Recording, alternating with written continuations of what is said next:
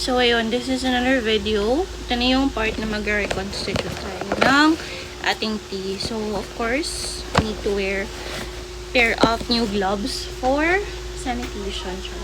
So, I think ipaprep ko na din yung mga gamot. Ilalabas ko na siya. Naka-gloves na ba dapat ako or what? Oh my God. So, ito yung instructions. So, read natin na onte. So, ayan, nag-wave shirts. So, okay. Wash, then prep. Nag-wash na ako na hands. Then, clean the vial. There 1.5 ml water. 1.5 ml. So, I think this is yun. So, 1.5. Ito yun siya, 1.5. And then, add natin sa water, dissolve gently, and then you're ready. So, yun lang. Actually, alam ko naman na mag-dissolve nito. Pero, syempre. So, ayan na siya. Ito na yung mga gamit. Gagamitin natin yung bigay niya. Though, may mga sarili naman akong alcohol swabs and all. So, mag-wear na tayo ng gloves. So, para lang din makita nyo, dahil nga, ayan. Double sanitation. Oh, nalagyan ng ring con ko. So, I think it's okay. So, mas effective ang alcohol pag nire-rub, diba? Yung iba kasi ni-spray lang siya.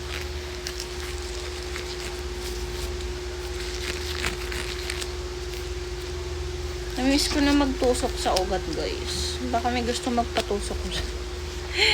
Trip lang. Kuha na lang katang dugo.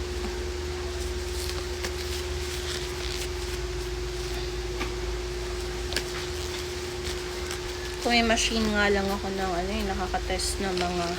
Oo nga no, meron sa Sinocare. Nakita ko pala yun. Kaso freak lang ata yun. So, yan na siya. Then, alcohol swabs. Ngayon, gamitin natin yung sa akin. Sino naman?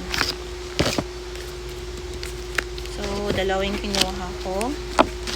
Then, kunin natin yung gamot.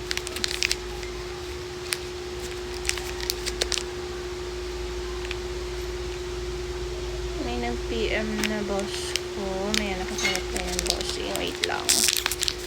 Medyo busy lang. So, kunin natin yung dalawang gamot dito. Ito yung backwater. Then, ito na yung pinakagamot natin. So, powder pa siya. Tapos, buksan na natin. Let's open the water first. Ayan siya. Then, the tea. Okay. So, tig-isa silang alcohol swabs. So, first, the water. Medyo daan-daan lang, guys, kasi minsan matulis yung ibabaw nila. So, kailangan like totally ganyan. Para totally malinis. Kasi mag-i-inject tayo ng ng needle. So, kailangan.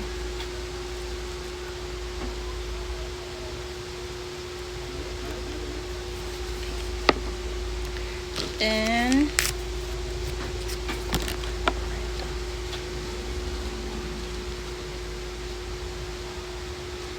nasa tears na tayo. Kailangan lang sobrang linis. Inner to outer. Then, another side.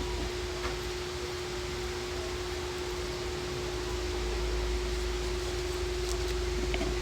So, just let it dry kasi may mga part pa ng water. Then, kunin natin yung ating syringe. Gagamitin natin pang transfer ng water. Kuha ng air. So, I'm not really sure kung pwede kay TikTok to.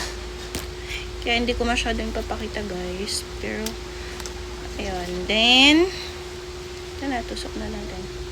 I'm not really sure kung pwede makita, pero ayan na siya. So, wini-withdraw ko na siya, guys. So, nandiyan ko na yung air na 1.5. And tsaka na natin i-withdraw yung 1.5 na water.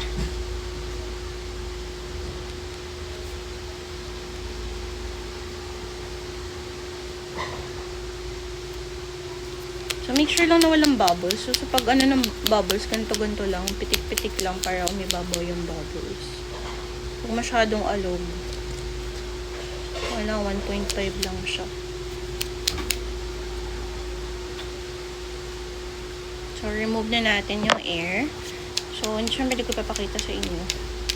Pero alam nyo na naman yung siguro yung nangyayari. Meron pang mga air.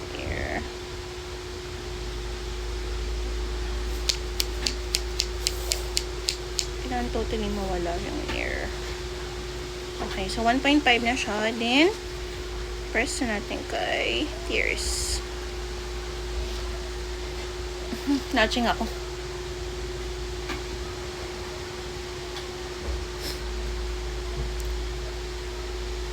So, dun sa mga nabasa ko, bawal siyang alugin.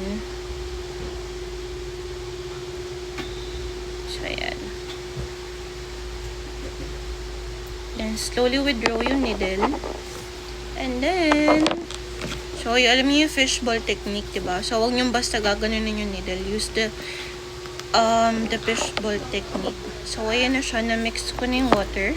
Again, it's 1.5 sa ating tears eh. Then, ayan. Circle lang natin ganun.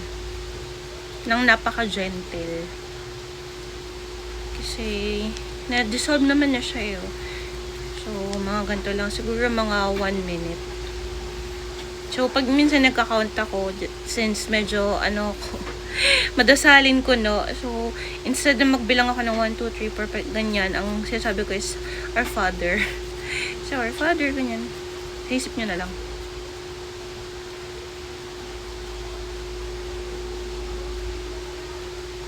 Ayan. So, I think it's less than 1 minute, kasi nga yung Our Father truth. So, ayan. So, since na-mix na natin siya, kailangan daw natin mag-wait ng 30 minutes. So, it's 3:26 na. So, let's wait for 56. So, 3:56. Then, tsaka natin siya i-inject na. So, yun lang. Thank you. Replyan natin tong loader. Thank you so much.